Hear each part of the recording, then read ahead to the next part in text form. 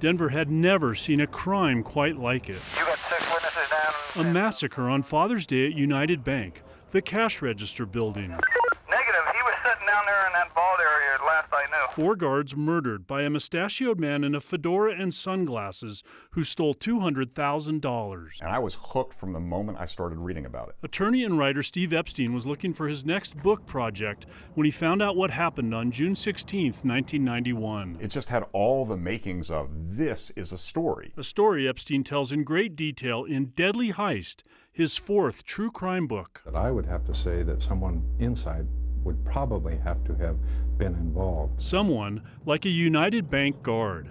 After all, the robber used a bank executive's name to bypass a card reader and walk in. He knew where to find the cash and took videotapes from the bank's camera system. After 5 bank workers picked out photo number 2 in this lineup, police arrested James King, a retired Denver police officer and former United Bank guard. But eyewitness identifications can be problematic. The gunman, whoever he was so heavily disguised that it was almost impossible to use a photo of anybody who might have been a suspect and ask the question, is that the guy? In the courtroom, more problems. Yes, King had been a guard at that bank, but there were no fingerprints, and King's shoes did not match the killer's footprints. Still, his assertion he threw away his service revolver and his alibi that he'd gone to a community center to play chess but it was closed were both questioned. A lot of things that were described by James King himself during the hours he was on the witness stand are things that are fairly hard to believe. The jury listened to that testimony. Mr. King, did you commit these crimes? No, I did not. And found him not guilty. As for Epstein, well, we don't want to give away the ending of Deadly Heist. James King died in 2013. None of the money taken in this heist was ever recovered. I'm joined now by Scott Robinson, our 9 News legal analyst. You also happen to be one of James King's defense attorneys. Welcome.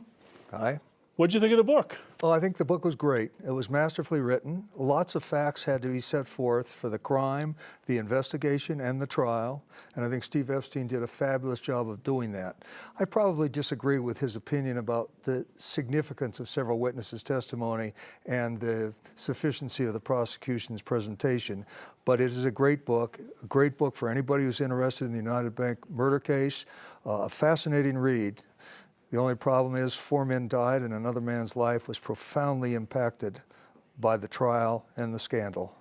So you've handled a lot of criminal cases in a career that spans decades, I think we can say. Where does this case rank? It's likely the case I'll be most remembered for. I've had cases that were front page news for a day or 2 or maybe 3. I've had a couple of cases on documentaries like Dateline and Snapped. But this case was front page news every day, and it was broadcast gavel to gavel by Court TV, the first non-celebrity trial. The stress was enormous, particularly because it was a whodunit with the death penalty at stake and a client that I firmly believed was innocent. And 9 days of deliberations I've read, is that the longest you've ever seen a case out? By far, and it was an agonizing 9 days. Got a little bit better when a couple of notes surfaced that indicated that the jury was tending towards acquittal. But the fact is that was the longest 9 days I remember in a long time. All right, last question, I think. A lot of people think James King was guilty and got away with 4 murders and a robbery and that the jury got it wrong. I know you feel differently. What do you say to them? Well, first off, I respect their opinions. I was on the inside looking at the evidence. There was nothing consistent with James King having taken close to $200,000 from the bank. He continued to live on a very modest house in Pleasant View on what was a gravel road for a long time. He and his wife Carol's big outing was to go to Denny's once a week, and once in a while I'd see him at Barnes & Noble at Denver West. There was no way that he committed this crime because there was no way that he had any money at all, including, quite frankly, to hire us. All right. Scott, thank you very much for being here. Kim? Kevin Vaughn and Scott Robinson, that is a fascinating story. Yeah, it's a story many people who've lived here a long time will never forget. It was seriously. Kevin, you and I need to talk later. Anyway. We'll do that. Thank you so much, guys.